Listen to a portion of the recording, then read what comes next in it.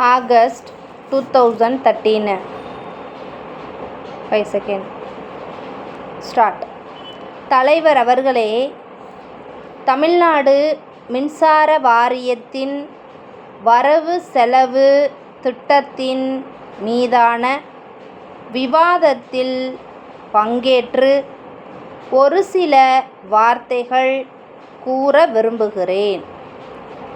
முதலாவதாக, மின் கட்டணத்தை வசூலிப்பதில் இப்போது உள்ள ஏற்பாடுகளில் உள்ள குறைபாடுகள் என்ன என்பது எல்லோருக்கும் நன்றாகத் தெரியும் என்று நினைக்கிறேன். மின் கட்டண அலுவலகங்களுக்குச் சென்று பொதுமக்கள் மின் கட்டணத்தை செலுத்துவதில் அவர்களுக்கு ஏற்படுகிற தொல்லைகள் எல்லாம் மின் வாரியத்திற்கு நன்றாகத் தெரியும். குறிப்பிட்ட சில நாட்களில் அலுவலகங்களில் ஏராளமான கூட்டம் கூடி தேங்கி நிற்கிற காட்சியை நாம் பார்க்கிறோம். இந்த குறைபாட்டை நீக்க நகராட்சிகளில் வரி வசூலிப்பவர்கள் இருப்பதைப் போல மின் வாரியத்திலும் வரி வசூலிப்பவர்கள் பதவியை ஏற்படுத்தி அவர்கள் வரியை வசூலிப்பதைப் போல இவர்கள் வீடுதோறும் சென்று மின் கட்டணத்தை வசூல் செய்யக்கூடிய நிலைமையை உருவாக்க வேண்டும். அப்படி செய்தால் பொதுமக்களுக்கு தொல்லைகள் குறைவதோடு பல பேருக்கு வேலை வாய்ப்பையும் உண்டாக்கும் என்று தெரிவித்துக் கொள்கிறேன். ஆகவே இது குறித்து அரசு விரைவாக பரிசீலனை செய்ய வேண்டும். அடுத்து, கல்வித்துறையில் நான் இருப்பதால் அது குறித்த ஒரு கோரிக்கையை விடுக்க விரும்புகிறேன். கல்வித்துறையில் முறைசாரா கல்வி திட்டம் என்று நடைபெறுகிறது என்பது நமக்கு தெரியும். இது ஒரு நல்ல வாய்ப்பு என்பதை எல்லோரும் ஏற்றுக்கொள்வார்கள். பள்ளிக்கு சென்று படிக்க வாய்ப்பு இல்லாத இளைஞர்களும் முதியவர்களும் இரவு பள்ளிக்கு சென்று படிக்கக்கூடிய ஏற்பாடுகளை முறைசாரா கல்வி திட்டத்தின் மூலம் அரசு செய்திருக்கிறது. அதற்கு நல்ல ஆதரவு இருக்கிறது என்பதை தெரிவித்துக் கொள்ள விரும்புகிறேன். ஆனால் கிராமப்புறங்களில் உள்ள பெரும்பாலான துவக்க பள்ளிகள், நடுநிலை பள்ளிகள் ஆகியவற்றில் தற்போது மின் விளக்கு வசதி இல்லை.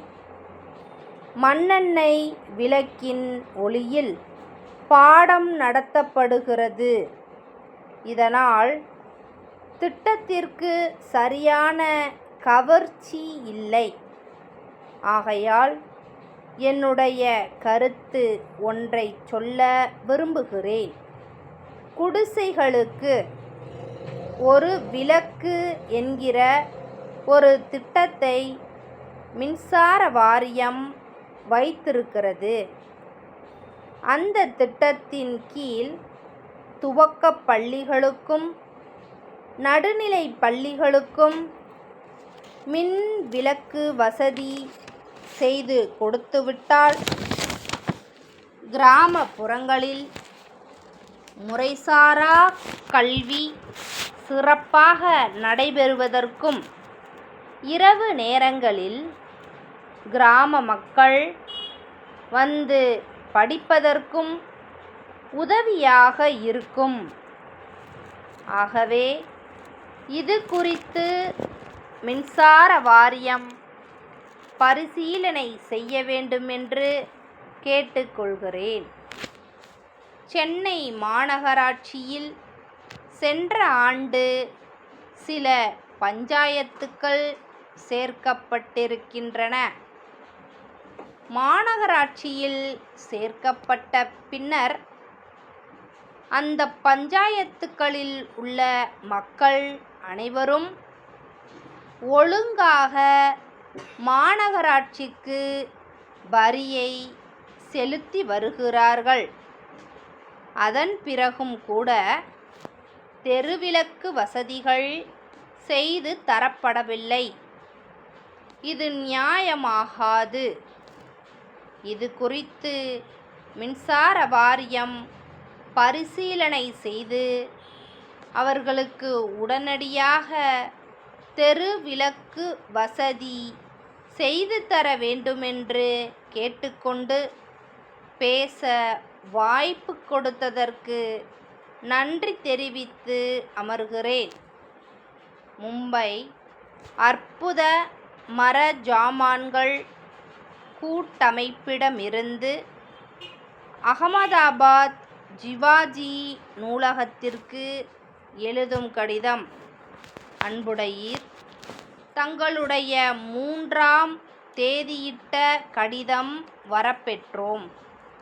தாங்கள் எங்களிடமிருந்து 100 அற்புத மடக்கும் நாற்காலிகள் அனுப்புமாறு கேட்டுக்கொண்டுள்ளீர்கள். தங்களது கேட்பாணையை ஏற்றுக்கொள்ள எவ்வளவோ விரும்பினாலும் இப்பொழுது அதை ஏற்க இயலாத நிலையில் இருப்பதற்கு வருந்துகிறோம். ஏற்கனவே எங்களிடம் அநேகம் கேட்பாணைகள் நிலுவையில் உள்ளன. அவைகளை நிறைவேற்றுவதற்கே எங்களிடம் தற்போதுள்ள இயந்திரங்களும் வேலைக்காரர்களும் மும்முரமாக ஈடுபட்டிருக்கும் நிலை உள்ளது.